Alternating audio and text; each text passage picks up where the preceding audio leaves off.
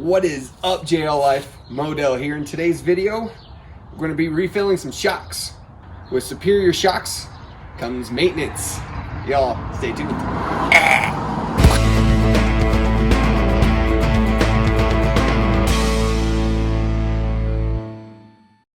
And in today's video, we're going to be working with the Rock Crawlers 2.25 RRD shocks for the Jeep JL.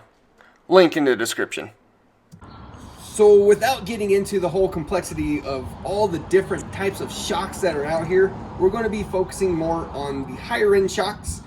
And these shocks have oil in half and nitrogen in the other half. You know, these are expensive shocks, but they are serviceable, they are tunable, and with higher quality parts just comes more maintenance. As in Bromance, we have the Rock Sport shocks.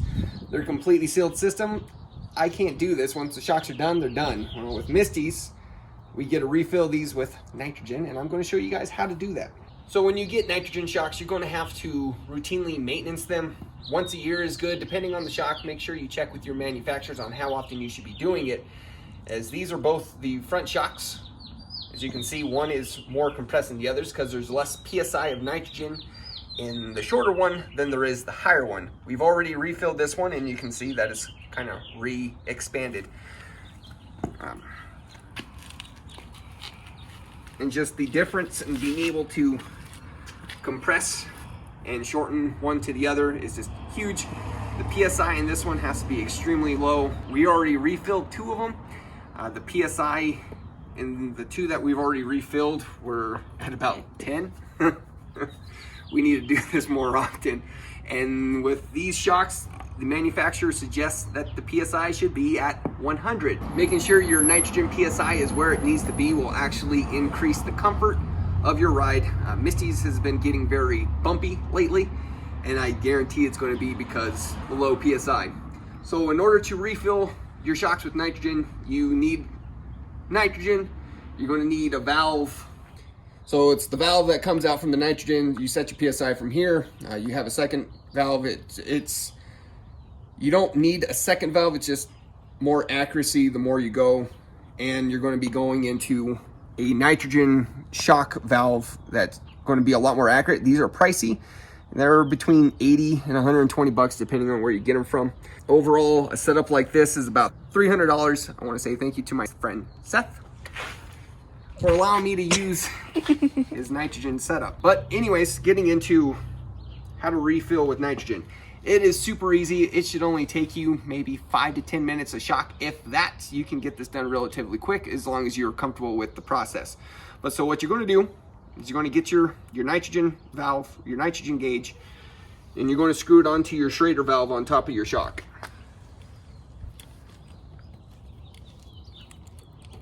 And the Schrader valve is the same type of valve that you will find to air up a tire. Once you get it all the way tightened down, get yourself a wrench, just give it another bit of a tighten. And I want to check the PSI before I fill it. What I'm going to do is take the valve on top and I'm going to press it in. And that's going to open the filler Schrader valve at the bottom, and it's going to give me my PSI up top. As you can see, we're at about 15. As you can see. Way off the PSI that we should be. Shame on me for taking so long to get to this. We need to fill it up to 100 PSI. So in order to do that, we're going to go over to our valve up here. And we've already set it to about 150-ish PSI up on the first valve. We've already tested it. Once everything gets filled up at the shock, it's going to be at 100. So that's where I want it up here. What I'm going to do is open the first valve. The gas is going to go here, and I'm going to open the next one. And as you can hear it airing up. You're getting that part? Yeah.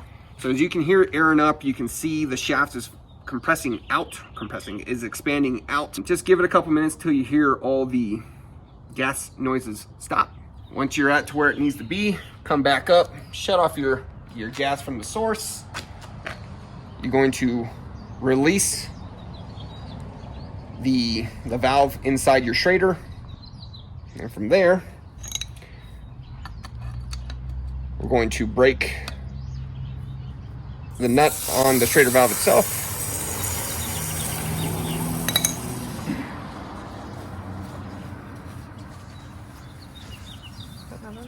And that's going to release all the pressure that was already built up in that. To check the PSI, you're going to reattach your nitrogen valve, and you're going to screw this valve back in. And you can hear the PSI, or you can hear air leak. Just tighten it a little bit, and I'll give you a pressure readout of how much PSI we're at. So right about 100, exactly where I want it to be. So again, release the compressor for the inner valve. I like that, compressor. It's not a compressor. Not a compressor, but it's compressing. If it's compressing, I can call it a compressor. What is the technical word for that? So from here, you can take it off. And that one's done. We just need to put the cap back on top. So, not going to show you doing the final one. I'm going to knock that out real quick and we'll get back to it after that.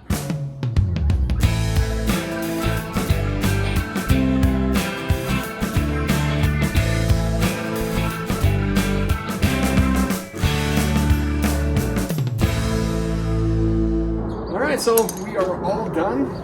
All the shocks have been refilled.